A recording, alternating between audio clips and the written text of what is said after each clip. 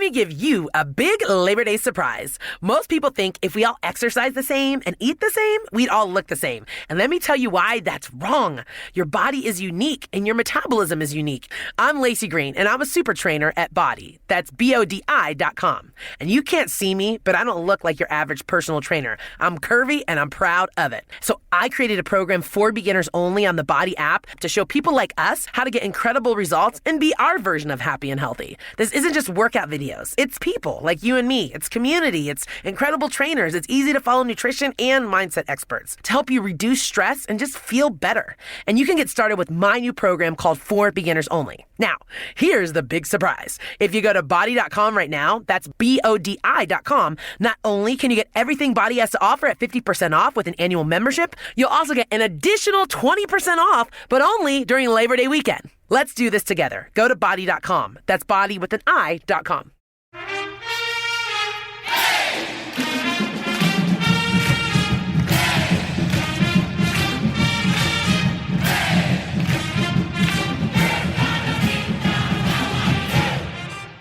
Hello, Duke fans, and welcome to episode number 454 of the Duke Basketball Report podcast. I am Donald Wine, your host for this episode. It is Saturday, November 5th, 2022, and I don't know if you hear it. I don't know if you hear that sound. That sound is a bunch of pins dropping.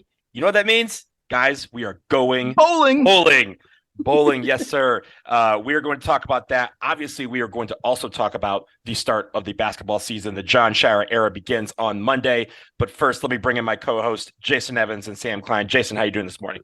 I'm doing great, man. It was very enjoyable last night watching the Blue Devils. It was a game where, like, you felt a little bit of tension, like you had to still pay attention, but you didn't get nervous. I like that. Right. Yeah, that's always the keep it out of arm's reach. And Sam, how are you doing this morning? You were at the game. We'll talk about that later, but tell us how you feeling.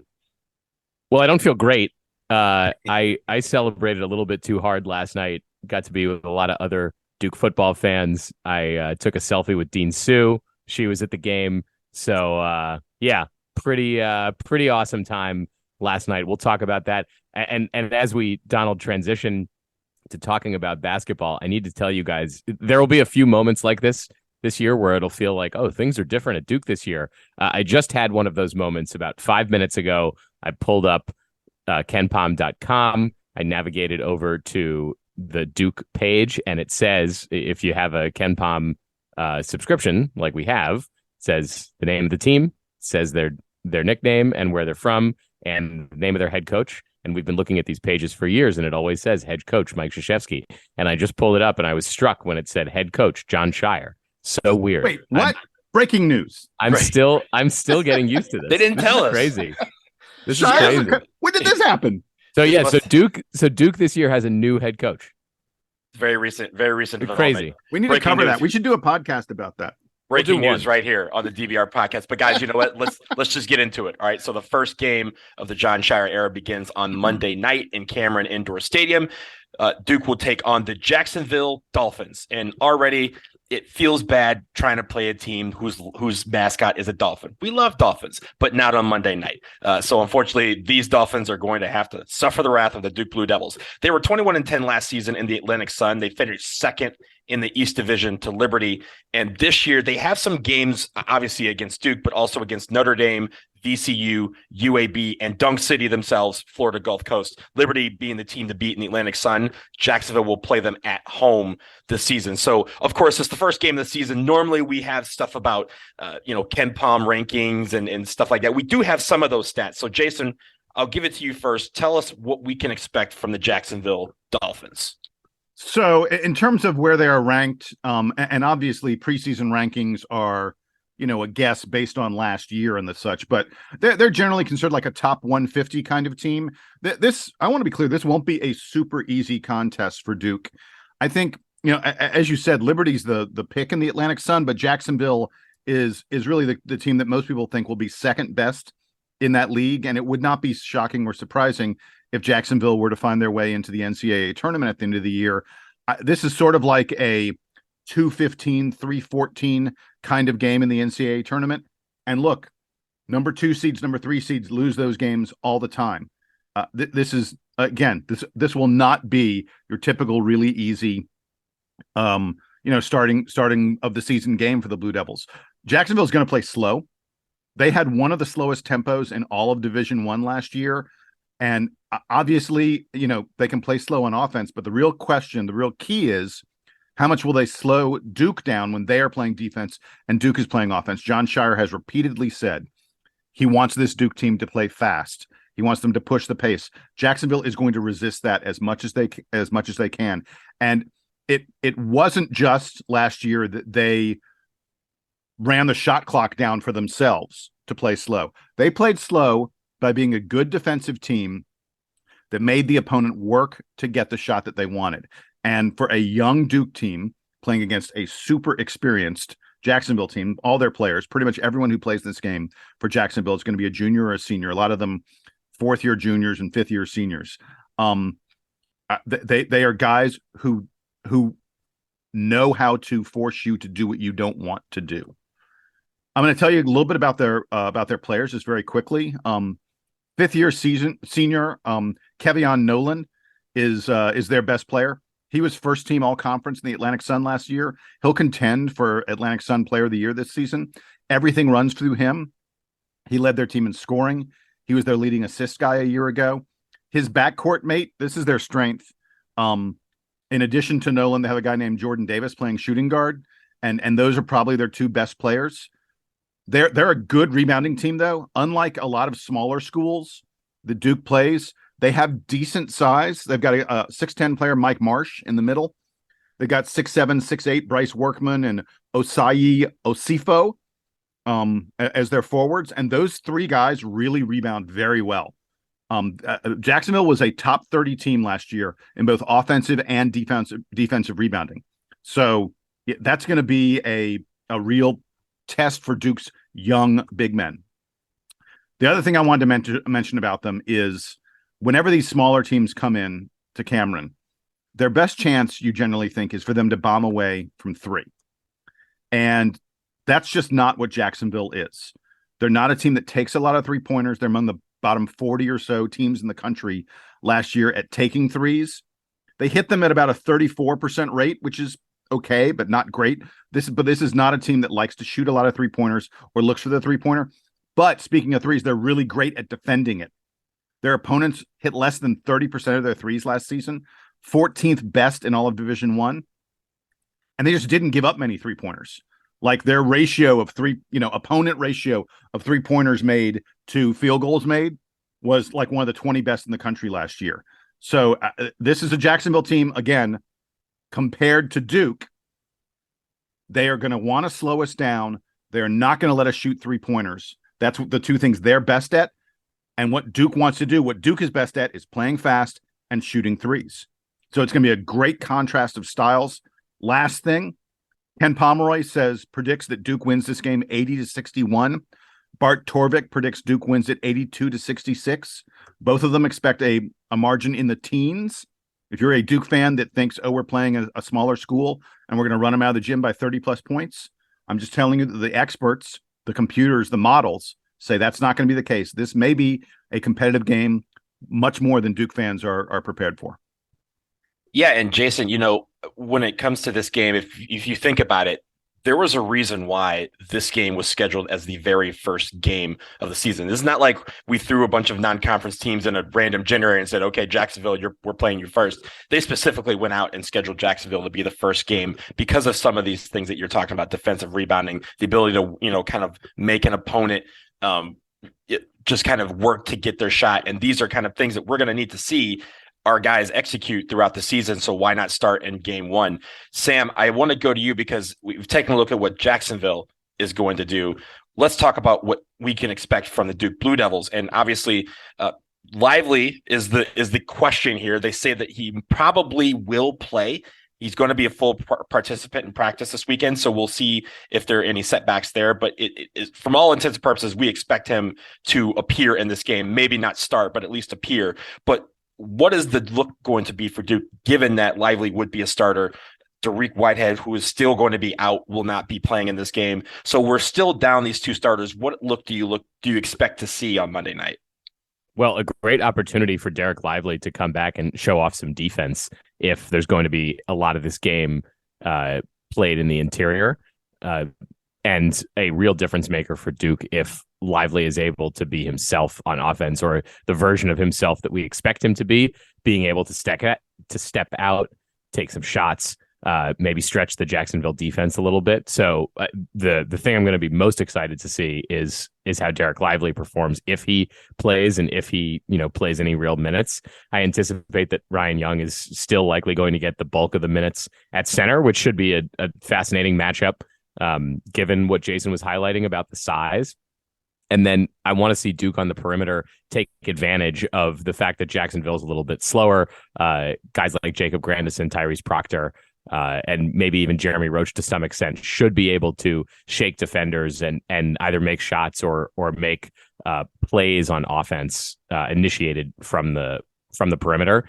Jason, one of the interesting things that I note about Jacksonville is that it's been a couple years since they played a really good Division I team. Last year they didn't play a single opponent whose Ken Pom rating was better than 100. The best team they played last year was UCF.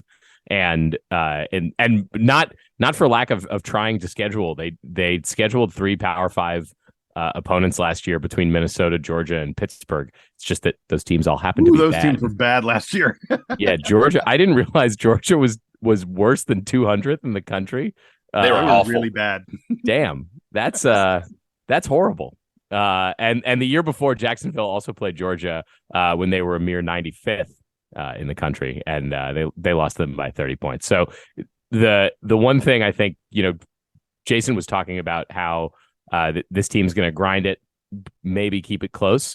Jacksonville does not. None of these guys, unless there are transfers in here that have played for teams with more profile. Generally speaking, this program does not have a ton of experience playing under any kind of bright lights. And so that hopefully is helpful for Duke. That being said, think about how many of the Duke players are either new to college basketball or new to, top tier. We have a couple guys transferring in from the Ivy League. Certainly Ryan Young and Jacob Grandison, who have transferred in, are used to the big lights. They've played in the Big Ten, which has been a better conference than the ACC the last few years. But all the freshmen transfers that are coming from Ivies, these guys are not used to the glitz and glamour, I suppose, of playing at Duke. So I wonder if any of them get scared by that moment. But I'll tell you, my bet is that Derek Lively and some of the other guys who are high profile recruits have played in more national television games in high school than these Jacksonville guys have. Yeah, there's in college, there's little question of that. Yeah, so that's going to be an interesting thing to watch. I really, I'm so anxiously awaiting the news that Duke is going to be at full strength at some point this fall or into the winter, because adding back Lively this weekend, I think, is going to add a whole new element to the team that we haven't seen yet between the exhibition game and the and Countdown to Craziness and some of the footage. And then adding Whitehead will be even more of that. We've talked, I think, a lot about how much of an impact, Mark Mitchell has had early here in the preseason, how much impact Jacob Grandison has had. Those guys kind of move to the side when Whitehead returns, because he is supposed to be that good. So I am sad that we don't get to see him here. I'm hoping that we get to see him very soon. And I think the last thing for me is on Lively, when he does check into the game, and again, we expect that he will at least appear in this game. When he does, fingers crossed, man. Fingers crossed. There's been no official announcement. Correct. But if he does play, I'll change it to if he plays on Monday. I want to see him play within himself, because it's going to be the first game for him playing in Cameron Indoor Stadium. And as we all know, that energy is going to be ratcheted up quite a bit. It's also especially high when you are playing in your first game. You feel like you want to jump up and touch the retired banners on the way down to dunk a ball. I just hope he can play within himself, enjoy that moment, obviously, but live within himself and make it where we go, hey, we don't need to get everything out in game one. It's a long season. Let's ease him back in, and hopefully he does well if he does appear. Hey, guys. Okay, so over under Derek Lively minutes in this game. I'm going to set it at 14. Under. Oh, I was going to guess 8 to 10 before you. Yeah, I was going to say 10. So I'm gonna take under 14. and that. Ooh, I wonder, does he get more minutes if the game is close or if the game is out of hand? Because there's almost something to be said for get him as easy minutes as you possibly can, and if the game is close, does Ryan Young just stay out there? If Duke is only up by 8 or 10 points, going into the middle of the second half. I agree with that. I'll by the way, I also would have taken the under on 14. I think 10's probably a lot closer if he plays. And the other wrinkle here is, Sam, I don't think you're going to see, if Lively plays 10, I don't think you're going to see Ryan Young play 30 minutes. I think you'll see Kyle Filipowski playing a good bit of center, and I think it's possible you may see Duke employ the quote-unquote death lineup with Mark Mitchell as the biggest guy on the floor. You may see that. Could also be an opportunity to see Cale Catchings in a few minutes, given that he's got a bit of a reputation for muscling guys around inside, undersized certainly for that, but it could be an opportunity for him. I mean, we haven't seen him at all. We barely saw him in the in the one preseason game. So I think he's 11th in the rotation. That's pretty deep down. Yeah. So we'll see how all that develops. You know what though about this rotation? I don't think it's anywhere close to being set, and I think Jon Scheyer is going to take his time. So I think we're entering a new season, new coach, new coaching staff, new players. We're going to see a lot of new things on Monday night. Again, 7 p.m. Eastern time. Let's take a break. On the other side, Duke football goes up to Boston College and they come back playing a new sport. That sport is bowling. We'll talk about it after this.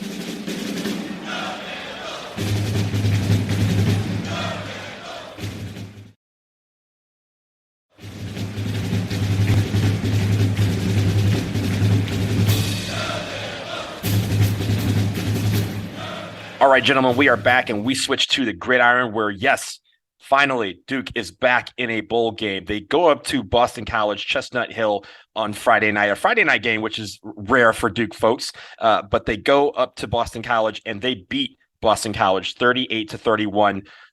They are now 6-3, 3-2 in the Coastal Division, and they are now going bowling in Mike Elko's first season as head coach of Duke. Sam, you're tired from last night's game because you were there, so I'm going to hand it to you. Tell us what it was like in the stands. I want you to start. I'm going to lead you with this. Riley Leonard, true American hero. Donald, absolutely about Riley Leonard. I don't know if this was his best game in a Duke uniform. 16 for 24, 458 yards, threw a touchdown, did not have any picks, but really kept it together, especially late in the game. I think the way that Jason put it at the top of the show today was that, it wasn't a blowout, but it didn't feel, to me at least, being there, it didn't feel like it got that close for Boston College. I think they kept flirting with getting within one possession of Duke, and the game did end up being a one possession game, but it never felt like Duke was going to give up that lead. Riley Leonard was able to for 15 seconds. How long? It was one possession game for like 15 seconds or something. Like that. Yeah. So it was right. And you know what's funny is that this morning I went on the DBR forum and I was reviewing the game thread from last night, and man, people were really nervous that Duke was going to blow this game. Dude, I'm with you. I don't know why. Like, we had a lead throughout the entire second half. Like we said, multiple possession lead. In the fourth quarter, I was so nervous. I have no idea why, because realistically, like I checked out ESPN's, their odds tracker. Yeah, they're right. Yeah, they're going to win the game. At no point in the entire game was Duke less than a 73% chance to win. And that was, we were 73% when it was 7-7 in the first quarter. In the entire second half, we were above 90% to win. The entire fourth quarter, we were above like 95% to win. Why was I nervous? I don't understand it. No, I understand it. I understand it because we are Duke football fans, and we've seen several seasons of this TV show, and we've seen where that has happened. So even if we knew it wasn't going to be a possibility that this team could come back and beat us, it still feels like in your mind because it's something that we've experienced in years past. And it's just something you're just going to take. It's going to take a while for us to kind of get rid of that feeling. But having games where we do hold on for victory is definitely something that will help ease those tensions next time.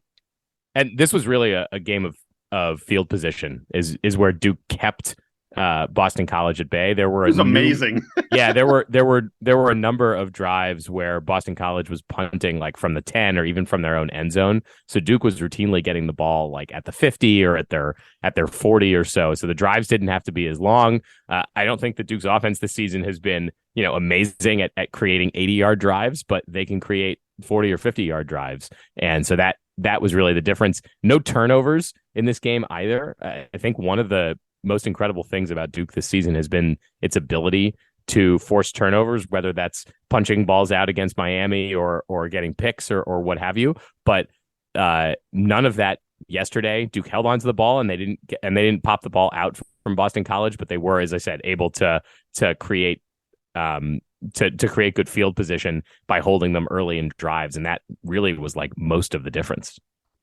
So, Jason, I want you to tell me what you saw. I know you like some things on offense and defense. I like the defense personally. Again, 5 sacks and a couple of guys with some high tackle numbers like Shaka Hayward. But I know the ground game was also great, of course, led by Riley Leonard, but other guys really showed up too, didn't they? Oh, yeah. We've figured out now the profile of this Duke team. We overwhelm teams on the ground. I mean, Duke got 232 yards on 41 carries. That's a 5.7 yards per rush average for Duke. That's just a big number. And Waters, Moore, and Leonard just seemed to rip off whatever they needed again and again and again. BC struggled to stop Duke from getting, 6-7 yards. We were looking at, 2nd and 2, 2nd and 3, maybe 2nd and 4 all game long. It just makes it so much easier when you're doing that. And then on the other side of the ball, BC struggled to get like even 2 yards per carry most of the time. And so they were constantly in 2nd and long, 2nd and 8, 2nd and 9. And I thought our defense, in addition to that run defense that was so strong, look, BC scored 31 points, but I thought the defense played outstanding.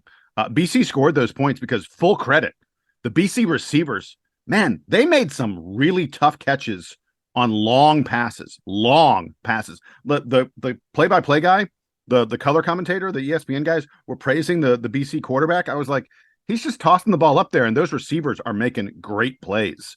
So I thought for our defense to hold them the way they were making plays was a really big deal. And there are 2 huge plays that deserve full credit. Shaka Hayward and Darius Joyner each had sacks on 3rd and 4th down in the 4th quarter that ended drives for BC. Drives where, if you were going to get nervous, if you're going to get irrationally nervous, and if it was going to move over from irrational to rationally nervous, those were the drives where that would have happened.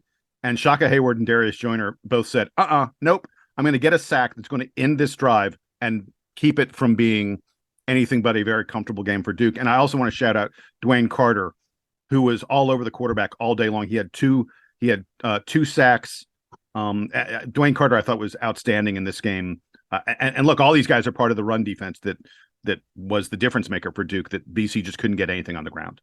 So I always look at some stats for sake of how the game went between the trenches. And if you look at Duke, a lot of the guys who are leading in tackles are defensive ends and linebackers who like to rush the quarterback or rush to fill the gaps. For Boston College, one of their leading tacklers was a safety. Why? Because we're getting past that line, and the first person who's tackling him, who has a chance to tackle him, is either a linebacker that's dropped back into coverage or a safety. So that means that guys were getting through the line, and I really appreciate the line. And shout out to the offensive line as well, because they were pushing people all over the place and creating a lot of holes for our guys to make great runs. Hey, speaking of runs, my favorite play by Riley Leonard this entire game. It was a play where he didn't touch the ball other than handing it off. He hands the ball off. I'm not sure if it was Jordan Moore or Waters. God, I forget which one he handed it off to. I'm just remembering the play now. It was like a 3rd and 2, and it was like in the first 5 minutes or so of the 4th quarter. And it was a point where you sort of, Duke needs to, let's get another first down here. Let's run some more clock. And the running back was stopped, like basically at the line of scrimmage, and wasn't going to get the first down. And the BC guy was kind of holding him up. And Riley Leonard our quarterback runs in there and just slams into the pile and pushed the Duke running back forward so that he got the first down. I was like, what quarterback does that? I loved it. That was my favorite Riley Leonard play of the entire game. And it led to victory. And because of that, we are bowl eligible. Bowl tickets are on sale. You can get deposits. We obviously don't know yet where we will play, but we will be playing December football. So Duke fans, look out for that.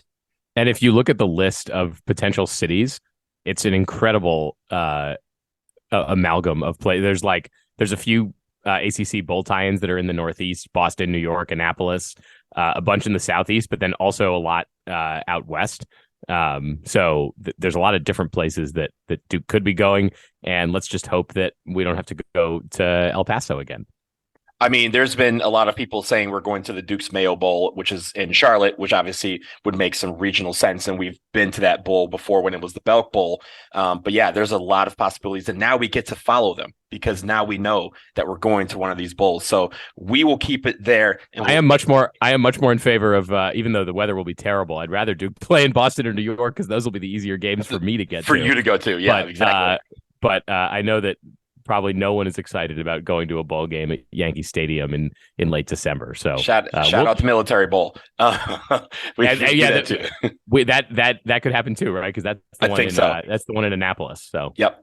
So that's also a possibility. So ladies and gentlemen, get ready for that, but also get ready for a lot of content to come from us in the next few days. Of course, after this, we're posting this on Saturday. On Sunday, expect the stats game to be released. Yes, we are going to record the stats game. You cannot miss that, so look out for that in your feeds. And then later on this week, obviously after the basketball game on Monday night, but before the USC Upstate game on Friday, expect to hear the interview that Jason did a couple of days ago with Kara Lawson. We obviously want to get that out to you as quickly as we can, but we're going to make sure we fit it in with everything that's going on. So until then, for Jason Evans and for Sam Klein, I am Down the Line. This is episode 454 of the Duke Basketball Report podcast. We will check you out very soon. Duke Band, take us home.